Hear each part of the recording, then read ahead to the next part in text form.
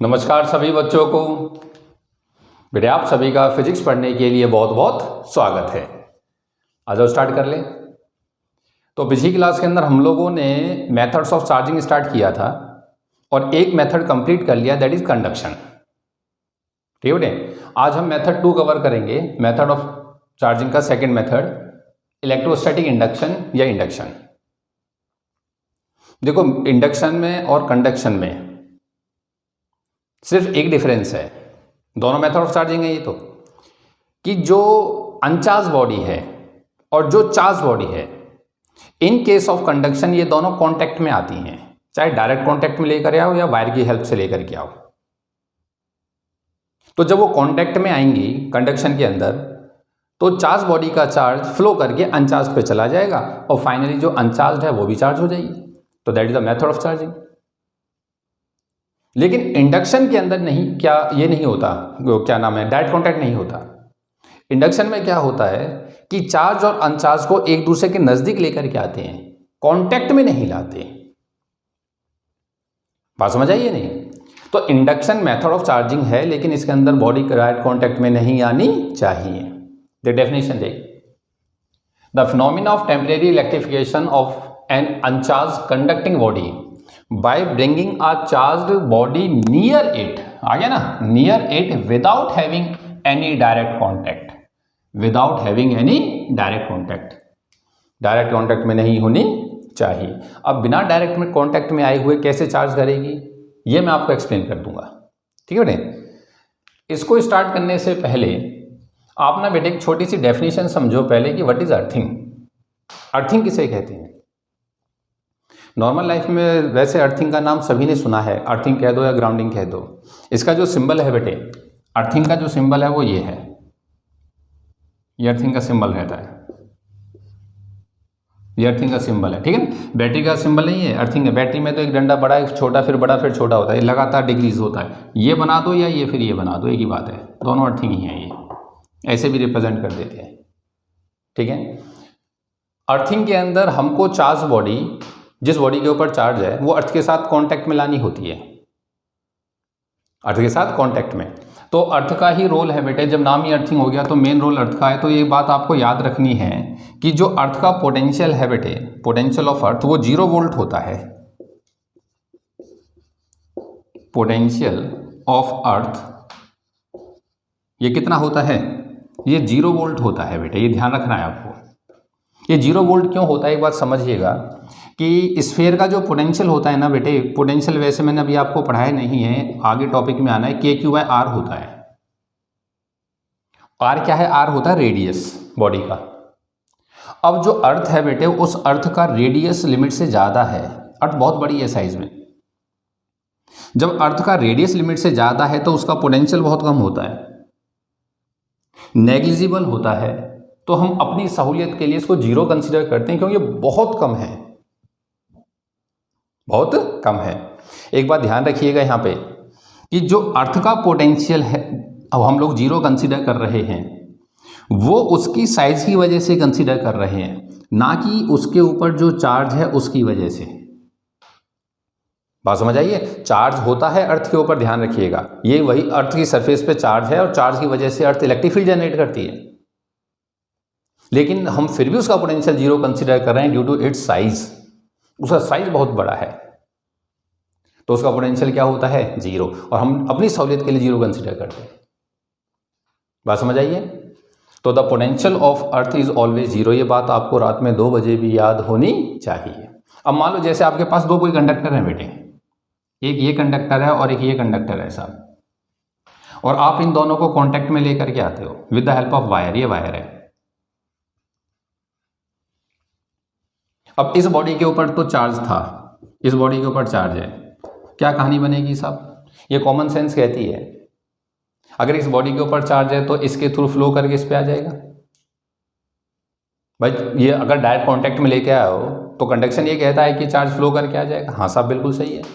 और कब तक फ्लो होता रहेगा? जब तक दोनों का पोटेंशियल सेम ना हो जाए, जब तक दोनों का पोटेंशियल सेम ना हो जाए।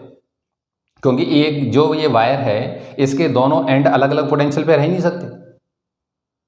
अब मान लो फाइनली इसके ऊपर कुछ चार्ज आ जाता है, इसके ऊपर चार्ज रह गया Q1, इसके ऊपर आ गया Q2, तो क्या फाइनली दोनों का पोटेंशियल सेम होना है? हाँ साहब, दोनों का पोटेंशियल सेम होना है। इसका पोटेंशियल बोलिए कितना होगा? फॉर्मूला मैं लिख देता हूँ KQ1/R1, R1 इसका रेडियस है बेटे, ठीक है, और इसका फॉर्मूला KQ2/R2, ये फाइनल पोटेंशियल है दोनों का। पोटेंशियल के नाम से फिलहाल घबराइएगा मत, पूरा चैप्टर है आगे आना। ये फॉर्मूला होता है KQ/R, KQ/R। बात समझ में आई है? अब बात को पकड़ने की कोशिश करना। अगर जैसे ये स्फीयर है, अब मैं इसको थोड़ी देर के लिए अर्थ बना देता हूं बेटे, इस स्फीयर को, जो नीचे वाला स्फीयर, इसको अर्थ बना देता हूं। अब तू जानता है कि अर्थ का रेडियस लिमिट से ज्यादा है, तो अर्थ का रेडियस लिमिट से ज्यादा होने की वजह से ये पैरामीटर, जो ये पैरामीटर है, ये 0 हो जाता है। क्या हो जाता है? 0। अगर ये पैरामीटर 0 हो गया तो यहां से कंफर्म हो गया कि KQ1/R1 की वैल्यू 0 हो गई, और यहां से कंफर्म हो गया कि Q1 को 0 होना पड़ेगा, तभी ये पैरामीटर 0 होगा, क्योंकि R1 भी एग्जिस्ट करता है और K कांस्टेंट है, R1 उसका रेडियस है। बच्चा बोला कहना क्या चाहते हो? मेरी बात को ध्यान से समझिएगा। जब कोई भी आइसोलेटेड कंडक्टर का मतलब होता है अकेला कंडक्टर, अकेला हो, वो अर्थ के कांटेक्ट में आ गया तो अर्थ उसका चार्ज 0 कर देती है, कहानी खत्म। अर्थ उसका चार्ज 0 कर देती है। क्यों? क्योंकि अर्थ का खुद का पोटेंशियल 0 है। जब साहब खुद का पोटेंशियल 0 है तो उस पर चार्ज कैसे छोड़ देगी? क्योंकि उससे कांटेक्ट में है वो। अब तो एक बॉडी बन गई ना ये। तो जब कोई भी चार्ज बॉडी अर्थ के कांटेक्ट में आ जाती है तो उसका पोटेंशियल 0 हो जाता है, उसका पोटेंशियल 0 हो जाता है। अब उसको 0 करने का अंदाज अर्थ का अलग है। अंदाज कैसे अलग है देखना, कि मान लो यहीं पे 2 फिगर बना देता हूं बेटे, ठीक है। जैसे ये अर्थ है हमारी, और आप एक बॉडी है जिसके ऊपर पॉजिटिव चार्ज है। कैसा चार्ज है? पॉजिटिव। आप उसको अर्थ के कांटेक्ट में लेकर के आते हो, ये अर्थ है। तो अर्थ करती क्या है? अपने अंदर के इलेक्ट्रॉन ऊपर फेंक देती है, इलेक्ट्रॉन्स को फेंकती है नीचे से ऊपर की तरफ, क्योंकि उसका चार्ज 0 करना है, उसे न्यूट्रलाइज करना है। नया चार्ज उस पर क्या करना है? 0। तो नीचे से इलेक्ट्रॉन फेंकती है और उसे 0 कर देती है। क्योंकि मैंने आपको पिछली क्लास में बहुत बारीकी से समझाया था और नोट भी लिखवाया था कि there is always flow of negative charge. अगर इसके ऊपर प्लस का चार्ज और आपको ये 0 करना है तो आपको इलेक्ट्रॉन देने पड़ेंगे। तो धरती माता नीचे से अपने इलेक्ट्रॉन फेंकती है और उसे 0 कर देती है। और अगर बेटे वही बॉडी नेगेटिव चार्ज है जो कांटेक्ट में लाई गई है, जो अर्थ के कांटेक्ट में आई है, वो बॉडी ही नेगेटिव चार्ज है। अब क्या होगा? अब तो भाई इसके पे वैसे एक्स्ट्रा इलेक्ट्रॉन है, तो ये इलेक्ट्रॉन धरती माता खींच लेती है। तो 0 करने का अंदाज देख, पोटेंशियल को 0 करने का अंदाज या चार्ज को 0 करने का अंदाज। बॉडी अगर पॉजिटिव चार्ज है तो अर्थ जो है नीचे से इलेक्ट्रॉन फेंकती है, खत्म। और उसका अगर चार्ज नेगेटिव है तो उसके इलेक्ट्रॉन खींच लेती है। ये तरीका होता है आइसोलेटेड कंडक्टर को न्यूट्रलाइज करने का। ये अर्थ का तरीका है। किसका तरीका है? ये अर्थ का। इसे बोलते हैं हम लोग अर्थिंग। बात समझ आई है? कहने का मतलब है कि अगर चार्ज बॉडी कांटेक्ट में आई साहब, उसका चार्ज 0 कर देती है। यही अर्थिंग है हमारे लिए। और रियल लाइफ में इसके दुनिया भर के एग्जाम्पल हैं बेटे। सबसे बेस्ट एग्जाम्पल आपने देखा होगा, हमारे घर के अंदर जो सप्लाई आ रही है ना, जो बाहर से सप्लाई आती है, जो वायर आता है, जो बिजली वाले हमको, क्या नाम, बिजली विभाग वाले हमको देते हैं, BACS वाले, वो 3 वायर लेकर के चलता है। एक उसमें रेड होगा, ब्लैक होगा, एक ग्रीन होता है। ग्रीन नहीं होता तो उसका अंदाज है, उनका अलग कवरिंग के अंदर भी अर्थिंग छोड़ते हैं। जो ऊपर एक मेटल कवर आता है उसके अंदर वो अर्थ का वायर होता है। तो जो रेड है वो तो लाइव वायर हो गया, जो ब्लैक है वो न्यूट्रल हो गया, जो ग्रीन है वो तीसरा है, वो अर्थिंग है। वो कहाँ से आती है? वो जो बाहर घर के नज़दीक जो पोल होगा, उस पोल के बगल में एक कॉपर या एल्युमिनियम की पत्ती वो नीचे ज़मीन में गाड़ी गई होगी, वहाँ से अर्थिंग बन करके आती है। वो घर में क्यों अर्थिंग दी जाती है? ये तो बाहर से अर्थिंग आई है। कुछ लोग घर में ही अपनी अलग से अर्थिंग बनवा लेते हैं। 50-60 फीट नीचे गहरा गड्ढा करवाया, जैसे हम लोग समर्सिबल के लिए, बोरिंग के लिए करवाते हैं, और उसमें अर्थिंग कॉपर की प्लेट डाली, वायर डाला, उसकी अर्थिंग बना लेते हैं। ये क्यों करा जाता है? और ये हमें करना भी चाहिए। खासतौर पे उन घरों में ज़रूर होना चाहिए जहाँ पर लोड हैवी चलता है, AC चल रहे हैं 2-2, 3-3, ठीक है ना। उसमें होगा क्या कि अगर बाई चांस कोई इंस्ट्रूमेंट है जिसको आप हाथ लगा रहे हो, जैसे फ्रिज है, प्रेस है, उसका सर्किट कभी ब्रेक हो जाता है, चार्ज लीक कर जाता है, तो चार्ज की एक प्रॉपर्टी होती है, वो मेटल बॉडी की आउटर सरफेस पे रिसाइड करता है। चार्ज लीक कर गया तो मेटल बॉडी पे बैठ जाएगा आकर के। अगर आपने प्रॉपर अर्थिंग करवा रखी है तो धरती माता उसे न्यूट्रलाइज कर देगी तुरंत। तो जब आप उसके टच करोगे, कांटेक्ट में आओगे, तो आपको करंट नहीं लगेगा, शॉक नहीं लगेगा। लेकिन आपने अर्थिंग नहीं करा रखी और आपने उसको टच कर दिया, तो फिर वो आपके थ्रू ट्रांसफर होगा ज़मीन को, आपको करंट महसूस होगा, शॉक लगेगा। बात समझ आई है? तो अर्थिंग बहुत ज़रूरी है बेटे, ठीक है ना। इसके दुनिया भर के एग्जाम्पल हैं ये, इसको चार्ज को न्यूट्रलाइज करने के। NCERT के अंदर इसके ऊपर काफ़ी अच्छे अच्छे कंसेप्चुअल क्वेश्चन हैं। जैसे क्वेश्चन देखना, ये NCERT का क्वेश्चन है, vehicles carrying inflammable material usually have metallic ropes touching the ground during the motion, why? जो व्हीकल्स इनफ्लेमेबल मटेरियल लेकर के चलते हैं, जैसे पेट्रोल या गैसोलीन, ठीक है ना, ये चीज़ लेकर के चलते हैं, उनके पीछे have metallic ropes touching the ground during the motion, metallic ropes लटकाई जाती हैं जिससे कि वो ग्राउंड को टच करती रहें। क्यों करते हैं साहब ऐसा? कि जब वो व्हीकल दौड़ता है तो due to friction with air, उसके ऊपर चार्ज एक्यूमुलेट होने लग जाता है। अगर वो चार्ज लगातार ही एक्यूमुलेट होता रहा तो स्पार्क होने का डर रहता है। तो जो charge due to friction body पर आ रहा है वो अर्थ को साथ साथ ट्रांसफर होता रहे, इसलिए मेटालिक रोप्स लगाई जाती हैं। ये कंसेप्चुअल क्वेश्चन है, ये इसका आंसर आपको खुद लिखना है, NCERT के अंदर, ठीक है बेटे। दूसरा question, ordinary rubber is an insulator, ठीक है साहब, but special rubber tyres of aircraft are made slightly conducting. Aircraft के जो टायर्स होते हैं, एरोप्लेन के अंदर जो टायर हैं, उनकी रबर स्लाइटली कंडक्टिंग रखी जाती है। क्यों? कि जब एरोप्लेन उड़ता है हवा में, और ख़ासतौर पे जब वो लैंड करता है, उतरता है ज़मीन पर, रनवे पर जब उतरता है, तो उसकी मेटालिक बॉडी पर और टायर के ऊपर, क्योंकि टायर का बहुत हैवी फ्रिक्शन होता है बेटे उस टाइम, बॉडी पर और टायर पर दोनों पर चार्ज एक्यूमुलेट हो जाता है। अगर वो चार्ज लगातार एक्यूमुलेट होता रहा तो स्पार्क हो सकता है।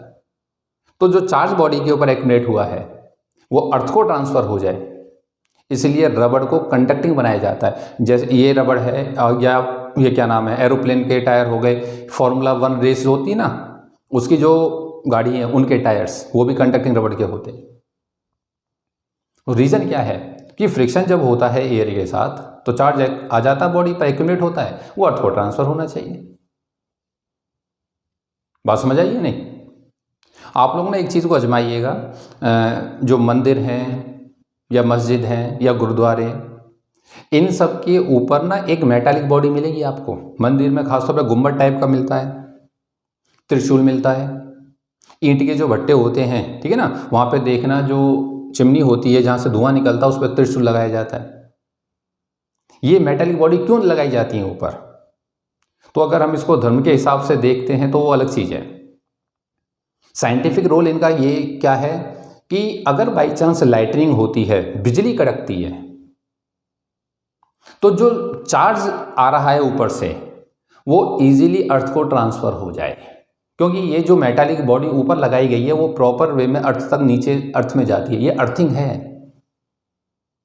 पहले जो कच्चे मकान होते थे गांव के अंदर, तो एक मंदिर होता था, उस मंदिर के ऊपर त्रिशूल लगा हुआ है साहब।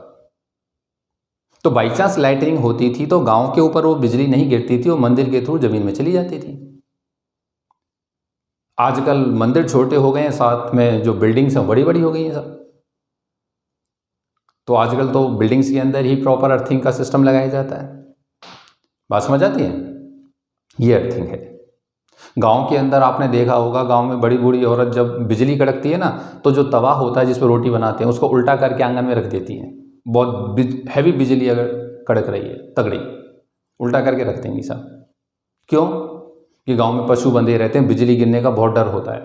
तो अगर बाई चांस वो नीचे आ गया चार्ज, तो मेटालिक बॉडी है, उसके ऊपर गिरेगा और उसके थ्रू अर्थ में ट्रांसफर हो जाएगा।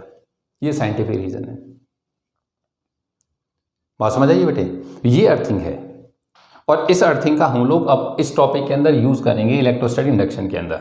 ठीक है, तो आप एक बार स्क्रीन को रोको, पहले आप ना ये डेफिनेशन लिख लेना बेटे अर्थिंग ये, और उसके बाद फिर वो हेडिंग बनाना है इलेक्ट्रोस्टैटिक इंडक्शन। लिखो फटाफट, आ जा। डेफिनेशन को एक्सप्लेन करने से पहले एक छोटी सी बात समझाता हूं आपको। अगर ये कंसेप्ट समझ आया ना बेटे, तो तुम्हें इंडक्शन समझ आया। बात को समझना, पहली बात तो है कि जिस बॉडी को आपको चार्ज करना है वो मेटल बॉडी होनी चाहिए बेटे, कंपलसरी है। ठीक है ना? देखो इधर, मान ले ये कोई मेटल बॉडी है और इसके अंदर ये पॉजिटिव और नेगेटिव चार्ज हैं। जैसे मान लीजिए ये तो मैं ले लेता हूं पॉजिटिव चार्ज, प्रोटॉन, और ये नेगेटिव चार्ज हैं, ये इलेक्ट्रॉन है, ये फ्री इलेक्ट्रॉन्स हैं। बच्चा बोला सर ये कैसा रिप्रेजेंटेशन दिया है आपने? तो बात को समझिएगा, मेटल के अंदर जो एटम होता है ना बेटे, एटम, जैसे मान लो ये न्यूक्लियस है, और न्यूक्लियस में मैं समझाने के लिए आपको इसमें 3 ही इलेक्ट्रॉन ले लेता हूँ। ये मेटल है कोई, सही है ना? मेटल लेकर के चलिएगा, और ये ऑर्बिट हो गया, तो 2 इलेक्ट्रॉन तो ये रहे और तीसरा इलेक्ट्रॉन ये रहा साहब। तो आप लोग जानते हो ये आउटर मोस्ट इलेक्ट्रॉन है, और ये मेटल हम कंसीडर कर रहे हैं। तो जो मेटल का आउटर मोस्ट होता है वो कंडक्शन बैंड में होता है, वो फ्री टू मूव होता है, मस्त आराम से घूमता है वो। अब बात को समझना, अब इसके अंदर 3 तो प्रोटॉन है और 3 ही इलेक्ट्रॉन है, तो कोई प्रॉब्लम नहीं है ना। लेकिन जब अगर ये इलेक्ट्रॉन छोड़ करके चला जाए, ये इलेक्ट्रॉन इसको छोड़ करके चला जाए, तो इसके अंदर एक चार्ज डोमिनेट कर जाएगा, प्लस का आ जाएगा। ये दोनों छोड़ नहीं सकते, लेकिन क्योंकि न्यूक्लियस पर इनकी बाउंडेशन ज़्यादा है। ठीक है, तो मैं एक फ्री इलेक्ट्रॉन कंसीडर कर रहा हूँ जो छोड़ सकता है, और उसके कॉरस्पॉन्ड एक प्रोटॉन कंसीडर कर रहा हूँ। तो ये रिप्रेजेंटेशन है एक प्रोटॉन और एक इलेक्ट्रॉन की, एक प्रोटॉन और एक इलेक्ट्रॉन की। बात समझ आते हैं कि जो मेटल बॉडी है उसका जो आउटर मोस्ट का फ्री इलेक्ट्रॉन है वो ले लिया, जो कि मूव कर सकता है, जो कंडक्शन बैंड में है, और उससे कॉरस्पॉन्ड एक प्रोटॉन ले लिया, क्योंकि बाकी से तो एटम से हमें मतलब नहीं है। ठीक है ना, बाकी तो न्यूट्रल है सारा सिस्टम। तो ये रिप्रेजेंटेशन है ये। अब मैंने तेरे सामने ये फिगर बनाई हुई है बेटे, तो ओवरऑल ये सारा सिस्टम क्या है? न्यूट्रल है। ओवरऑल ये सारा सिस्टम क्या है? न्यूट्रल। ठीक है साहब, अब मैंने तुझसे ये कहा कि बेटे ये जो, चलो इसमें एक लाइन और बना लेता हूं। मैंने इसमें 4 कॉलम दिखाए हैं आपको, ये 4 हैं। मैंने तुझसे ये कहा बेटे ये जो इलेक्ट्रॉन तुझे दिखाई देते हैं इनको ना एक कॉलम शिफ्ट कर, मतलब जो इलेक्ट्रॉन बनाए हैं एक कॉलम शिफ्ट कर, उसको शिफ्ट करने का मतलब, बात को समझना ध्यान से। इस इलेक्ट्रॉन को धर लिया, ये तो यहाँ पे अपना है ही, ये इलेक्ट्रॉन तो है ही, कोई प्रॉब्लम नहीं है। ये इलेक्ट्रॉन शिफ्ट कर, यहाँ शिफ्ट करेगा, ये 2 इलेक्ट्रॉन हो जाएंगे इसके पास। इसको साइंटिफिक मत लीजिएगा, एक कंसेप्ट समझाना इसलिए शिफ्ट कर इधर। ठीक है साहब, सर इस ये वाले लेकर आऊँगा, ये यहाँ शिफ्ट हो जाएगा। ठीक है साहब, ये आ गया। सर इसको यहाँ शिफ्ट करूँगा, ये यहाँ आ जाएगा। मैंने एक कॉलम इधर शिफ्ट कर दिया, एक कॉलम इधर शिफ्ट कर दिया। अब तू देख ध्यान से, शिफ्ट करने से फर्क क्या पड़ा है बेटे? क्या ये बीच वाला सिस्टम न्यूट्रल है? हाँ सर न्यूट्रल है, एक प्लस एक माइनस न्यूट्रल है। क्या ये न्यूट्रल है? हाँ सर। इसमें क्या कहानी है? सर इसमें ये कहानी है कि इसमें एक इलेक्ट्रॉन फालतू है, एक प्लस एक माइनस तो चलो चल जाएगा, न्यूट्रल है, ये एक एक इलेक्ट्रॉन फालतू है।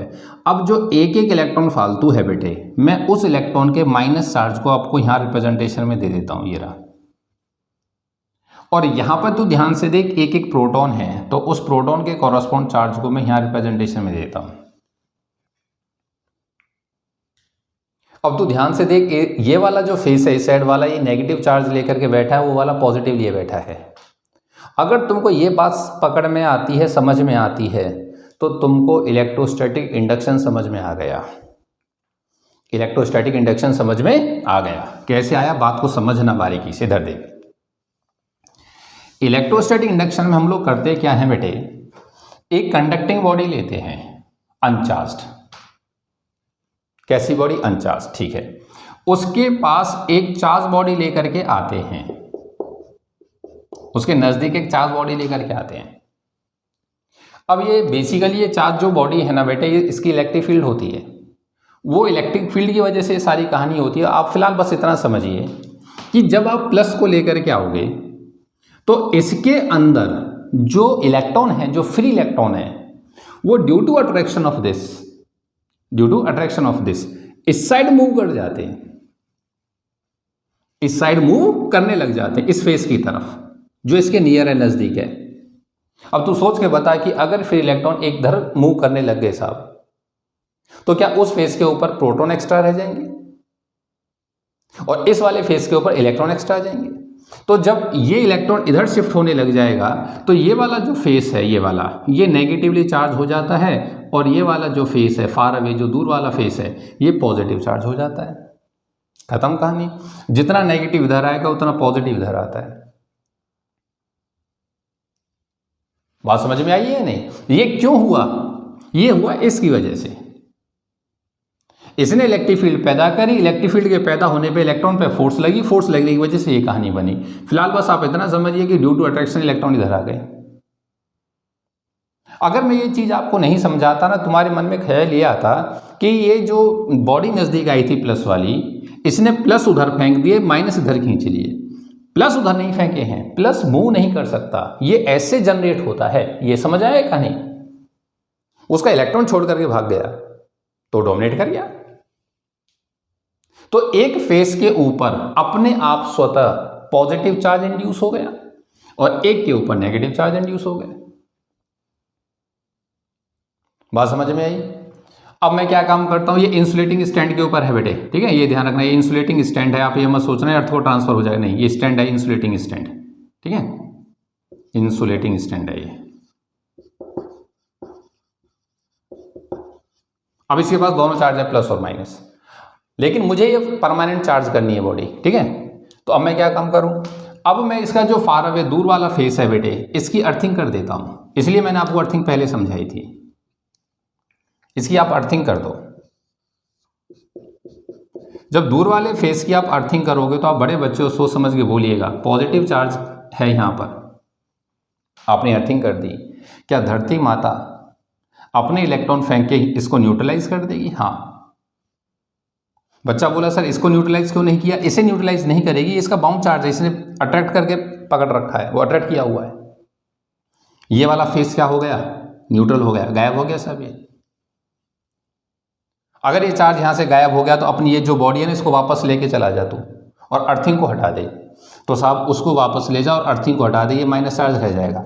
ये जो माइनस चार्ज है इसके ऊपर इक्वली डिस्ट्रीब्यूट कर जाएगा and the body gets finally negatively charged, and the body get finally negatively charged. खत्म। इसे कहते हैं इलेक्ट्रोस्टैटिक इंडक्शन। अब इस डेफिनेशन को पढ़। The phenomena of temporary electrification, temporary of an uncharged conductor conducting body by bringing a charged body near it without having any direct contact. हो गई charge? This phenomena is known as electrostatic induction.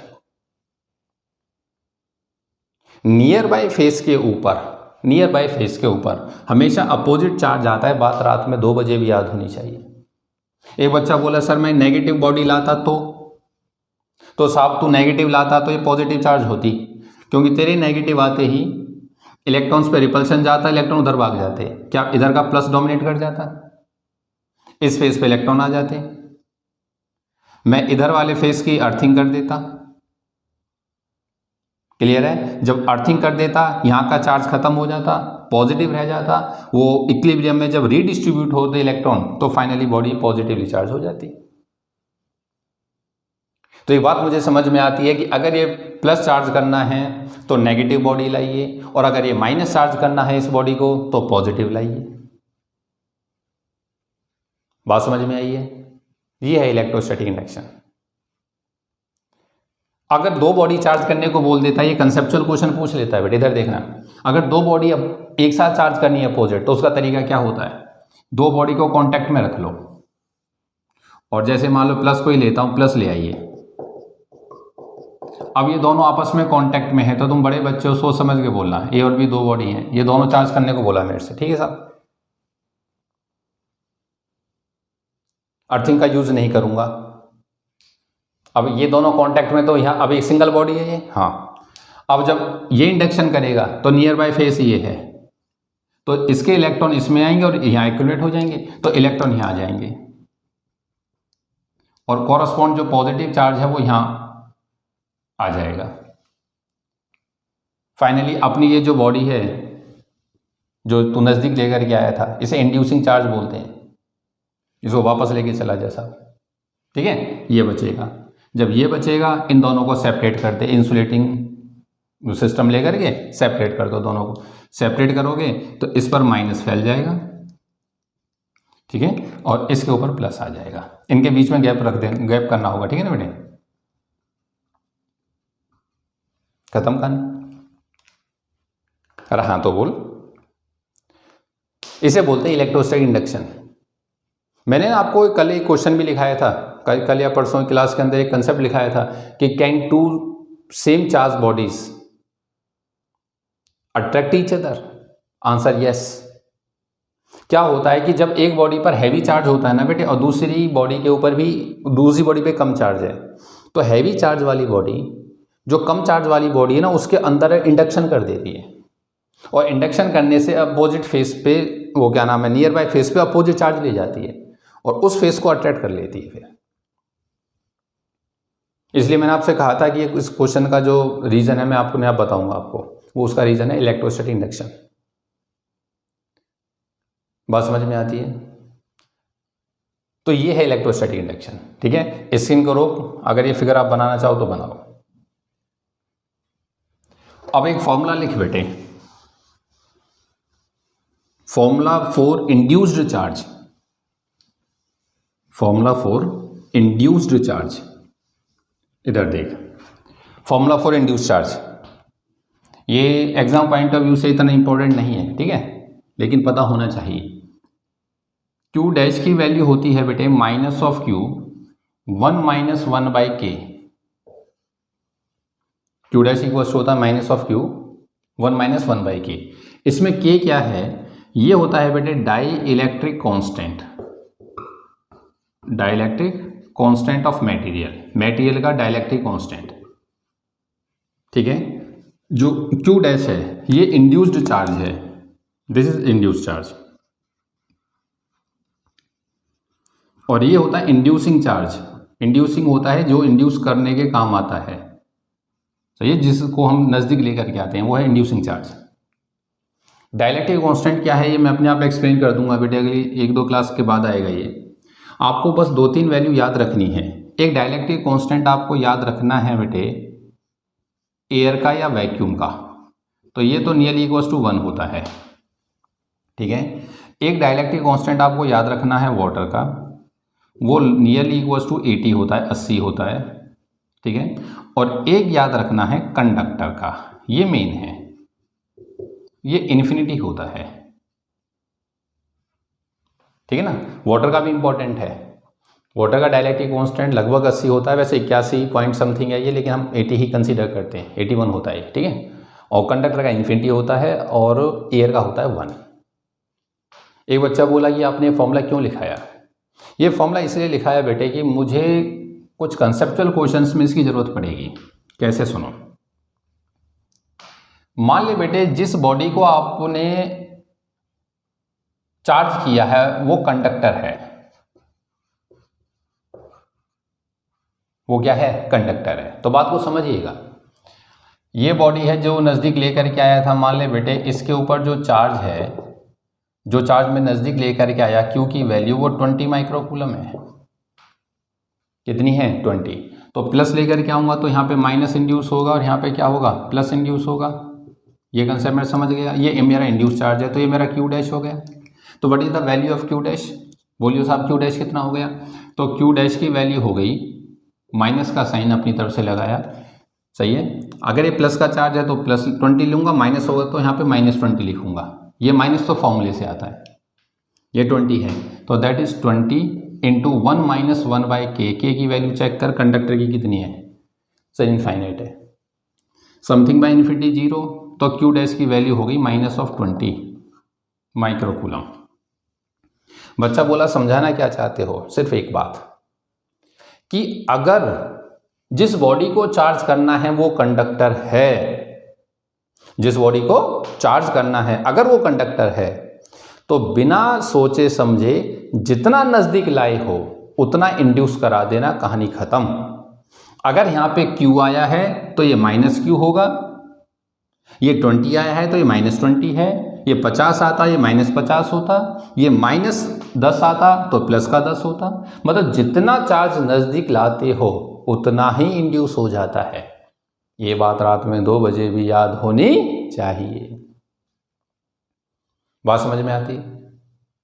और अगर बेटे conductor ना हो के कुछ और हो जाए, जैसे फॉर एग्जांपल कोई पेपर ले लेते हैं, ठीक है, मान लो कोई दूसरा मटेरियल है और उसकी के की वैल्यू मुझे गिवन है 5, के की वैल्यू क्या दे रखी है 5, ठीक है साहब। यही लेकर के आए 20, आप यहाँ पर 20 माइक्रोकूलम लेकर के आए,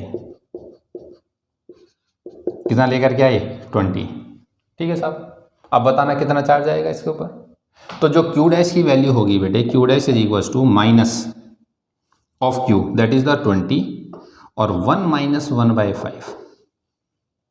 जब तू उसको सॉल्व करेगा तो this is -20 bracket 5, this is 4/5, 5 Chowk 20 -16 microcoulomb. मेरे हिसाब से बात को तुम समझ गए हो। ये फॉर्मूला है जो मुझे बताता है किस बॉडी पर कितना चार्ज इंड्यूस होता है, ठीक है। आज तक सीबीएसई ने ऐसा कोई क्वेश्चन नहीं पूछा है, पर क्लियर सुन लो, ये कंसेप्ट पता हो कि अगर कंडक्टर है तो जितना चार्ज लेकर के आते हो उतना ही इंड्यूस हो जाता है।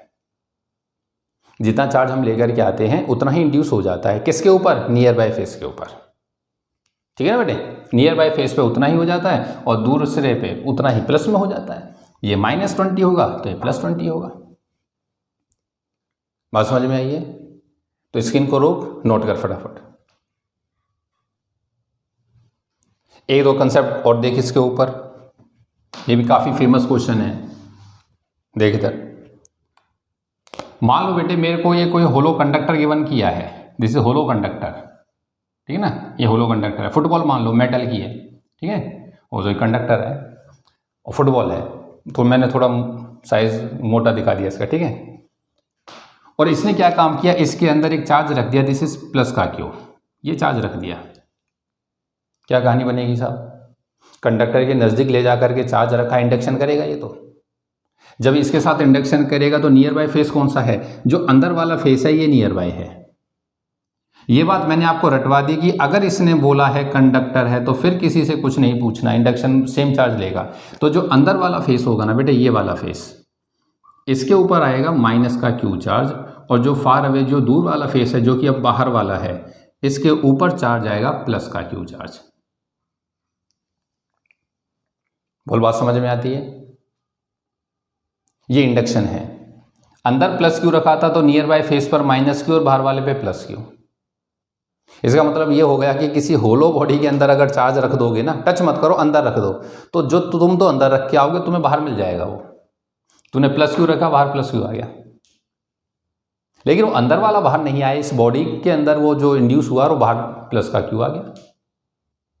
अगर तू यहाँ पे माइनस क्यू रखेगा तो इस वाले फेस पर प्लस हो जाएगा, यहाँ माइनस आ जाएगा, ठीक है। एक माइनस वाला देख लो, होलो कंडक्टर साहब, यहाँ पे सेंटर के ऊपर, चलो इसमें एक एडिशन ले लेते हैं। इसमें मान लो किसी ने प्लस का क्यू चार्ज बाहर गिवन किया हुआ है पहले से ही, that is plus Q charge बाहर गिवन किया, और कहता है अंदर रख दिया minus Q. Is there any effect on the charge on outer surface? कोई इफेक्ट आएगा? हाँ साहब देख लेते हैं। देखो ये माइनस क्यू रखा है, नियर बाय जो फेस होगा इसके ऊपर प्लस क्यू इंड्यूस हो जाएगा, अंदर वाले पे प्लस आ जाएगा, और जो बाहर वाला है वो माइनस फेंक देगा, माइनस क्यू इधर। अब तुम बड़े बच्चों सोच के बताओ, अंदर प्लस, बाहर पहले से किसी ने प्लस क्यू रखा था और अंदर की वजह से माइनस क्यू बाहर आ गया, तो क्या इसके ऊपर जो अब नेट चार्ज बचेगा क्यू नेट, तो that is the plus Q और माइनस क्यू हो गया। ये प्लस में ये, तो इसका माइनस आ गया। तो what is the net charge on the outer surface? That is Q minus Q. बात समझ में आती है? ये कोई मेटल प्लेट है, ये बड़ा फेमस क्वेश्चन है, ये भी एक मेटल प्लेट है, इसके नज़दीक ला करके आपने प्लस क्यू चार्ज रख दिया, ये मेटल है या कंडक्टर प्लेट है, कंडक्टिंग प्लेट है। अब क्या होगा साहब, जो नियर बाय फेस है, ये वाला फेस नियर बाय है, ये माइनस क्यू चार्ज ले जाएगा, ये दूर वाला फेस है साहब, ये प्लस क्यू ले जाएगा, ये अंतर आएगा। बोलवा समझ आती है नहीं? अब तुम इस डेफिनेशन को पढ़ो, एग्जाम्पल्स को उठाओ, आपको इंडक्शन समझ आ जाए क्या है ये। आगे जाकर के ना बेटे हम लोग इसी चैप्टर में कैपेसिटर पढ़ेंगे, मैं उसी का कंसेप्ट आपको यहीं समझा देता हूँ। इधर देखो ये प्लेट्स हैं, ये प्लेट हैं,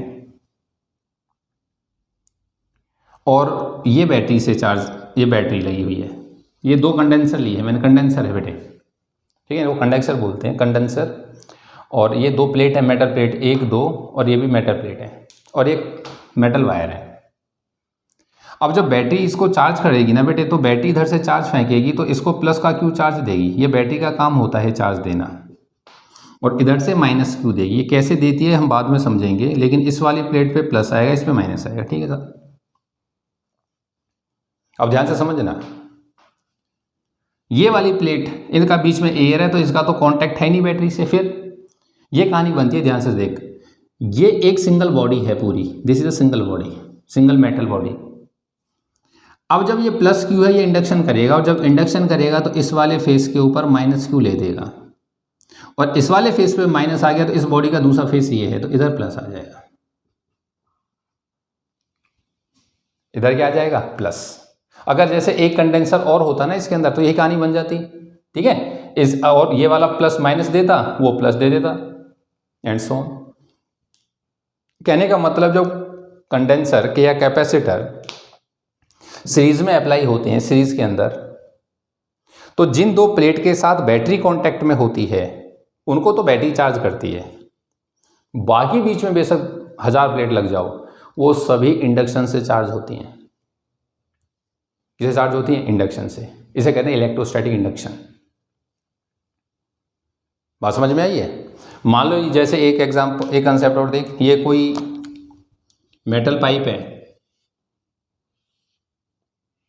ये मेटल पाइप है, और एक इलेक्ट्रॉन है, ये इधर मूव करता है, दौड़ता है आगे की तरफ। बताना मेटल पाइप के अंदर इलेक्ट्रॉन दौड़ के जा रहा है कांस्टेंट वेलोसिटी से, आगे नैरो हो गई, स्पीड बढ़ेगी घटेगी? इलेक्ट्रॉन की स्पीड बढ़ेगी घटेगी? बच्चा बैठते बोला सर नेगेटिव चार्ज है, जैसे आगे भागेगा तो मेटल बॉडी के साथ इंडक्शन करेगा, जब ये इंडक्शन करेगा तो इस वाले फेस पे प्लस का चार्ज देगा, नियर बाय फेस पे क्या देगा, प्लस। जैसे यहाँ देगा, यहाँ प्लस चार्ज दे देगा अंदर, और साहब ये प्लस देगा तो अट्रैक्शन, अट्रैक्शन का मतलब जो फोर्स, अट्रैक्टिव फोर्स लगी, और जैसे फोर्स लगेगी एक्सेलरेट कर जाएगा, तो जो स्पीड है वो इंक्रीज कर जाएगी। स्पीड क्या कर जाएगी? इंक्रीज। बात समझ आएगी नहीं? इलेक्ट्रॉन यहाँ पहुँचेगा, यहाँ पहुँचते ही नियर जो नज़दीक वाले फेस हैं पॉजिटिव चार्ज देगा, बाहर क्या देगा, नेगेटिव। पॉजिटिव क्या करेगा, अट्रैक्शन देगा, अट्रैक्शन देते ही स्पीड बढ़ जाएगी, स्पीड इंक्रीजेस, या एक्सेलरेशन बोल दो। बात समझ में आई है? ये इंडक्शन के एग्जाम्पल है।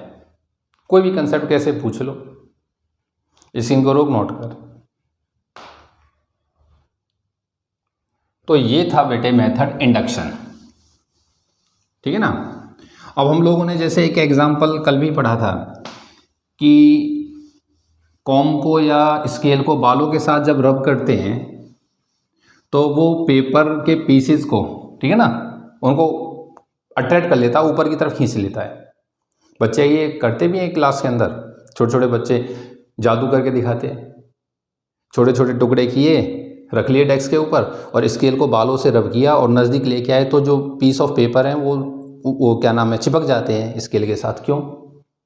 अब तुम बड़े बच्चे हो, क्या जो स्केल को तुम चार्ज करके लाए थे और नज़दीक लेके चले गए, तो इसका मतलब ये हुआ कि जो पेपर था उसके अंदर इंडक्शन हुआ और पेपर के दोनों फेस के ऊपर चार्ज डिस्ट्रीब्यूट हो गया, एक तरफ प्लस एक तरफ माइनस, है ना। और अगर आप प्लस चार्ज लेकर के आए हो तो अपोजिट जो फेस है वो अट्रैक्ट हो जाता है। तो ये जो अट्रैक्शन शो किया पेपर्स ने, ठीक है ना, स्केल के साथ, ये किसकी वजह से हुआ? ये इलेक्ट्रोस्टैटिक इंडक्शन की वजह से हुआ। ठीक है बेटे, ये एक्टिविटी आप लोग और कर सकते हो घर पे भी।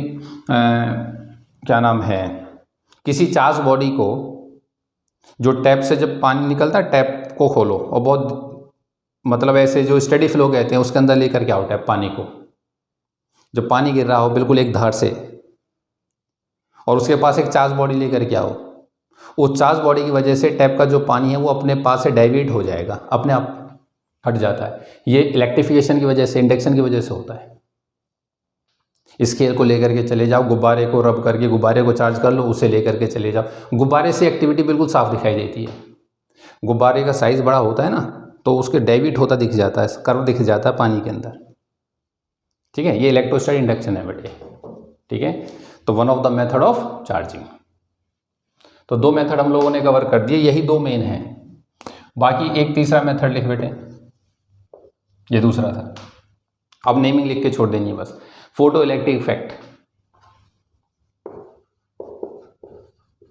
फोटो इलेक्ट्रिक इफेक्ट, क्लियर है? फोटो इलेक्ट्रिक इफेक्ट मैंने आपको कल भी एक्सप्लेन किया था वैसे हल्का सा, जब वर्क फंक्शन समझाया था, कि जब सफिशिएंट एनर्जी का फोटोन आता है, सफिशिएंट एनर्जी का फोटोन आता है, तो जो इलेक्ट्रॉन है वो सरफेस को छोड़ करके दौड़ जाता है, और इलेक्ट्रॉन एक गया तो एक चार्ज बच गया, दो गए दो, तीन गए तीन, चार गए तो चार, और फाइनली जो बॉडी है वो पॉजिटिव चार्ज हो जाती है। That is photo electric effect. ठीक है, नंबर 4 फ्रिक्शनल इलेक्ट्रिसिटी, ये कल समझा दिया था। फ्रिक्शनल इलेक्ट्रिसिटी, फ्रिक्शन की सहायता से चार्ज करना।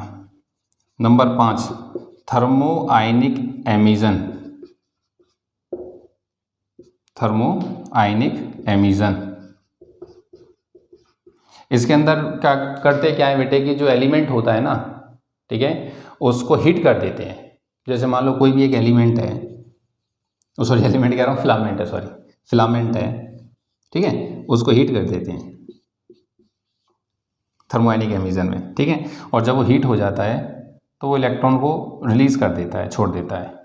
इलेक्ट्रॉन को रिलीज करेगा तो पॉजिटिव चार्ज रह जाएगा। ठीक है ना, यही है, इसने भी एनर्जी दी तभी इलेक्ट्रॉन भागा, इसने एनर्जी ऐसे दे दी तब इलेक्ट्रॉन भाग गया। इसे बोलते हैं थर्मो आयनिक एमिजन। तो these are the different methods of charging. तो दो मेन है, एक कंडक्शन और एक इंडक्शन। ठीक है, अब इसके अंदर एक छोटा सा टॉपिक और रह गया बेटे, क्या नाम है आपका, एक तो मिलिकन सॉइल ड्रॉप एक्सपेरिमेंट समझाना है और एक इलेक्ट्रोस्कोप। तो इन दोनों को अगली क्लास में कवर करा दूंगा। ठीक है, तो मिलते हैं अगली क्लास में, तब तक आप सभी का बहुत बहुत धन्यवाद।